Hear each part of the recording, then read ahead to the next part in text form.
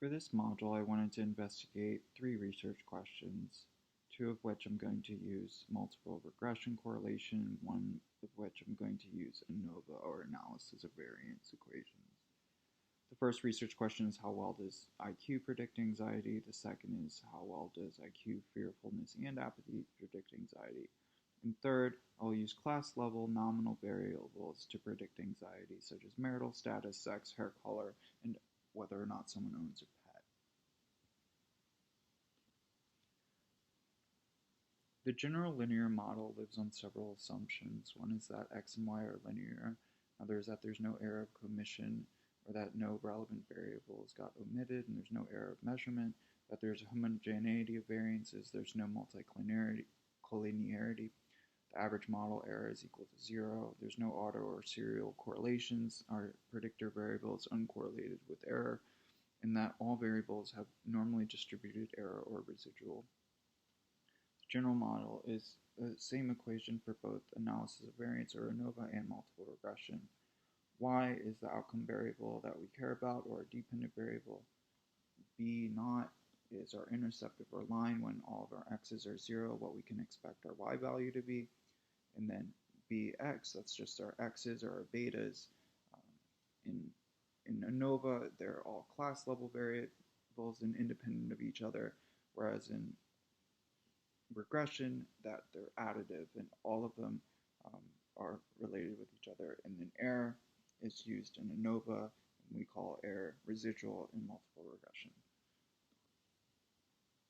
Here are all of the relevant variables that will be used in our multiple regression equation. The first row here is the variable we care about most. This is our dependent variable anxiety. As you can see across the row, it's correlation with each predictor variable. You can see there's nothing that stands out as an extreme outlier, so everything on this model looks okay. Before running a bivariate regression equation, we want to look at the univariate models of our variables and their distribution on their own. On the left is our outcome of anxiety. It's 30 observations. There's nothing that stands out as an extreme outlier. Similarly, on the right, distribution of IQ scores. There may be a guy up here, but nothing to the naked eye that draws concern. Here's another graphical representation of the distribution of our variables. As you can see on our left, anxiety seems to be, somewhat normally distributed. Likewise, IQ, it's a little differently distributed, but nothing that stands out as strikingly concerning. Here's a correlation plot between IQ and anxiety. You can see it doesn't seem to be too much correlation between the predictor variable of IQ and outcome of anxiety. It's shown as our regression line here. It's sensitive to outliers, but it doesn't seem to be that there's any crazy outliers, so nothing too concerning. Here's our bivariate summary plot of IQ predicting anxiety. So right here, our intercept of our line, when our IQ is set at 0, we can expect a y value of negative 0.04. Additionally, our b's or betas, this is our coefficient determination. This tells us the rise of a run, or the slope of our line. So for every increase in x, we actually expect a decrease in y at negative 0.08.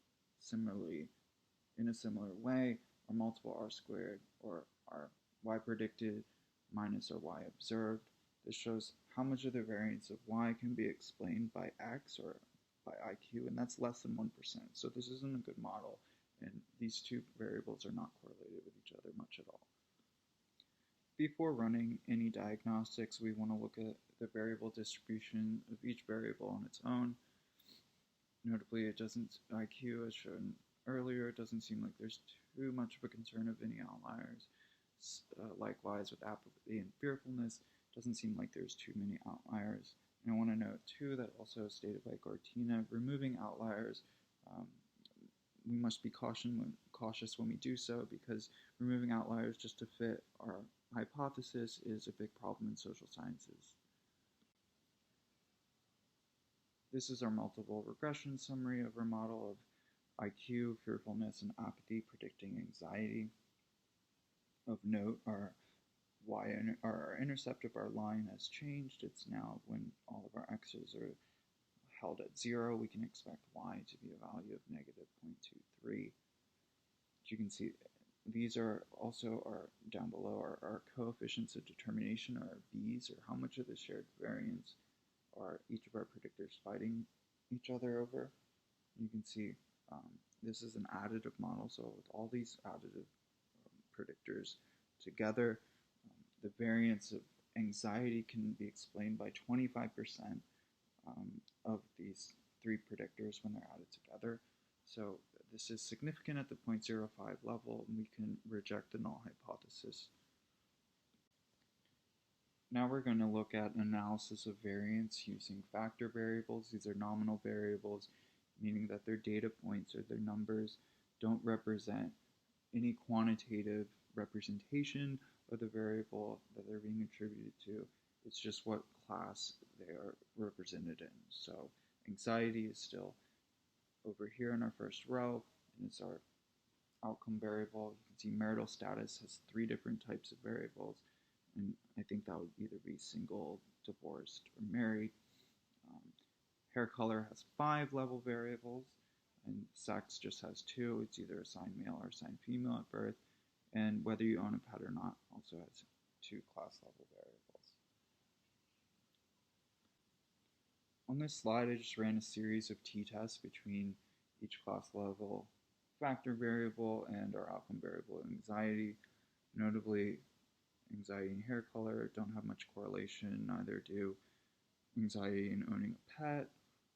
Likewise, anxiety and sex assigned at birth doesn't really have a correlation, so either does anxiety and marital status. So on its own, none of these factors can very well predict anxiety.